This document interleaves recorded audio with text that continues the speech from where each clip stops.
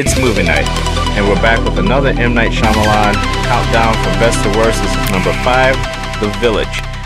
Spoiler reviews, so be warned. If you want to see the prior entries up to this review, go down to the description box. All of the prior reviews I did in this countdown is in there. Again, spoilers ahead.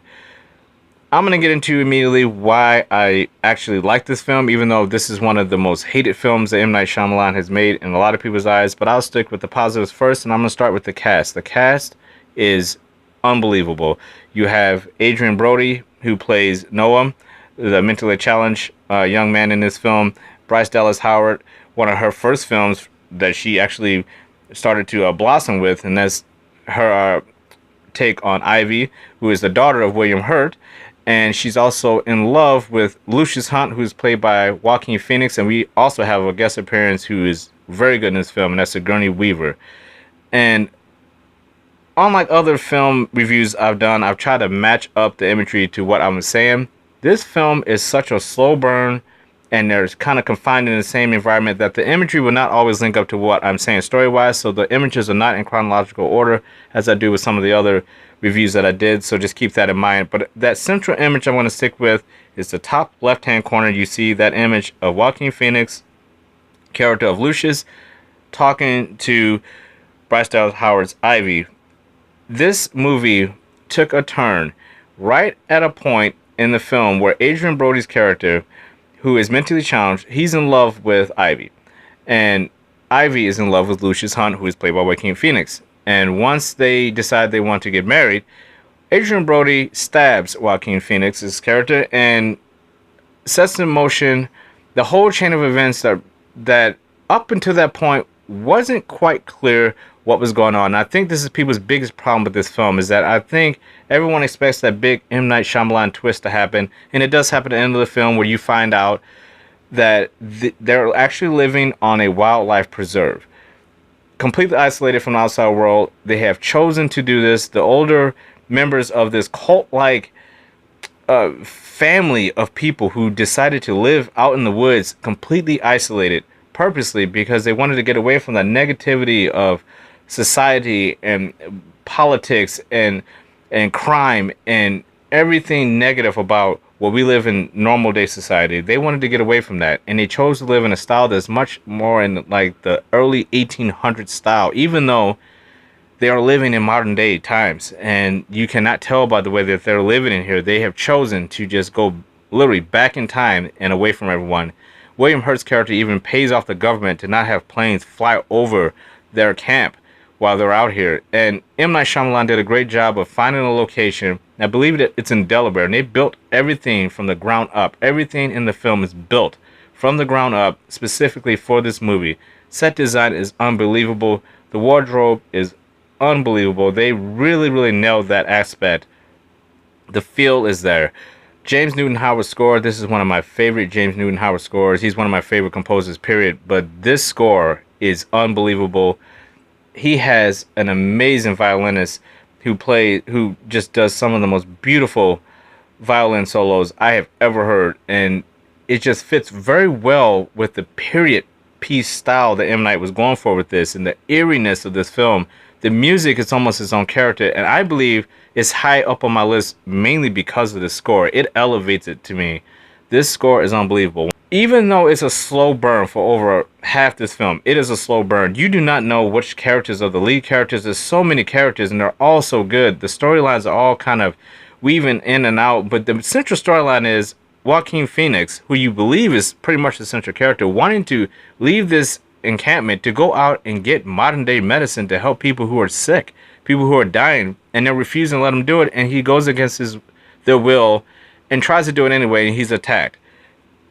Which ultimately brings up the biggest problem with these people in this village, is that even though they want to be isolated, they don't have the means to really live out their lives the way they want to, because they know there are things out there that can help them and help their lives and their loved ones live longer.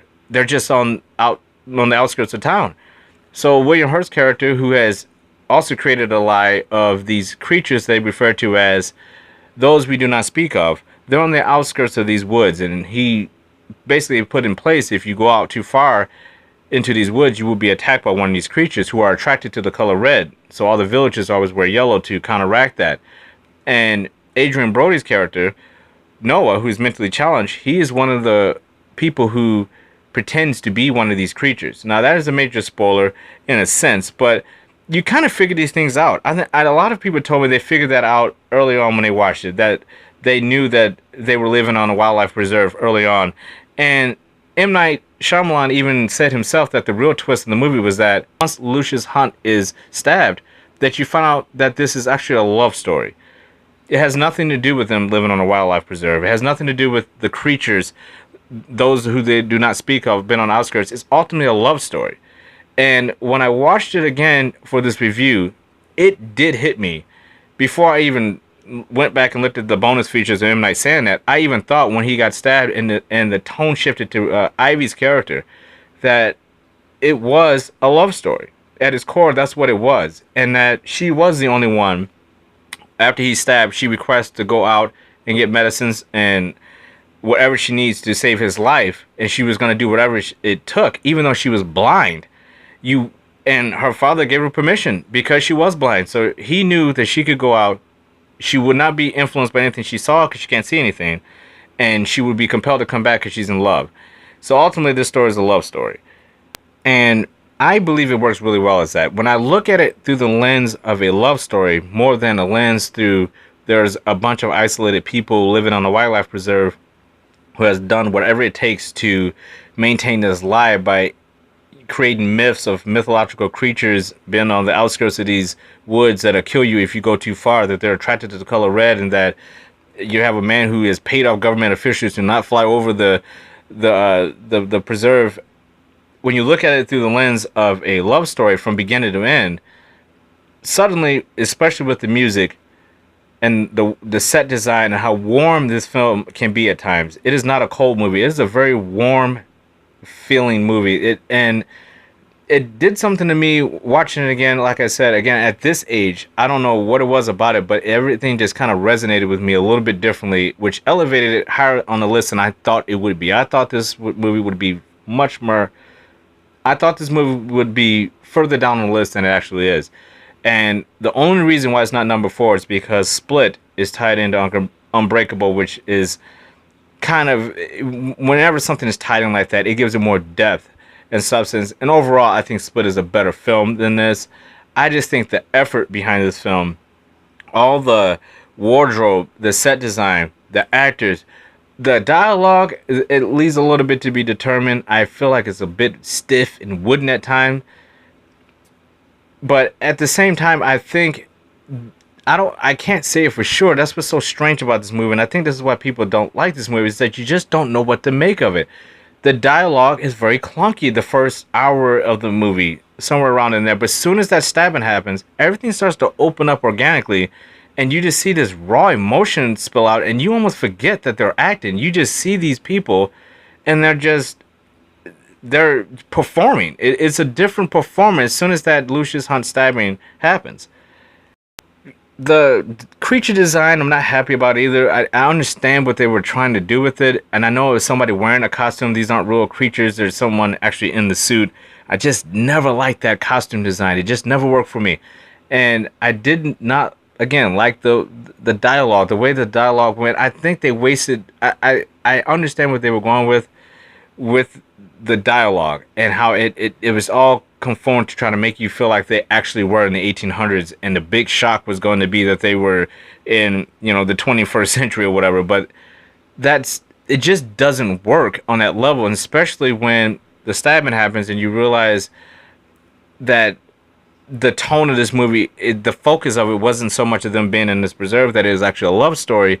I kind of wish that he had loosened up, M. Night I'm talking about, loosened up the dialogue a little bit in the first hour of the movie and worked with the pacing issues of it, because it has some severe pacing issues. There are scenes where I feel like they should not even be in the film at all in the first 30 minutes. I feel like the first act is a throwaway. I feel like you can literally throw out the first act and start with the second act, and the third act be the second act, and the movie ends very abruptly, right when you want to see more. We don't even know if she actually saves his life when she comes back. she literally comes back to his bedside and it goes to the credits. It just stops. So it feels like a whole act of this movie is missing, which is another problem. Because it does, if you are into the love story part of it, you wanted to see it play out, and it doesn't play out at all. It, again, that's what's so confusing about this movie, is that it's two movies in one. There's this cult like hour of the movie, and then there's this love story hour at the end, and it just doesn't come all the way together. I don't think it's a bad film. This movie has been the most difficult movie for me to review because there's not much story there, so there's nothing to talk about other than my opinion. I recommend you go and check it out. I know some people who just would not like this movie no matter what. My wife was trying to watch it with me. She could not even get through hardly any scenes of it. My sister could not finish this movie. So I am completely understanding when it comes to people with this film. I understand why they do not like it. And I am just somebody who's a lot different, who looks at films differently. I break down stuff maybe too much, and I make things into stuff that maybe they're not. But at the same time, this film overall does work for me. It is one of the better films I feel he's made. And it's not perfect. I wish it was better because I think it could have been so much better than what it is. I will give it 2 thumbs up, but that second thumb is barely coming up. It's not a perfect film. I think it's a fun film at the right time of night where you just have nothing to do. It's on a Friday night, late at night. It's just perfect for that type of feel. It is a great story. I love the story. I love the characters. Outside of Adrien Brody's character, I didn't so much care for him, but it's a great film. I recommend it, and I'll see you guys on the next movie night. Take care.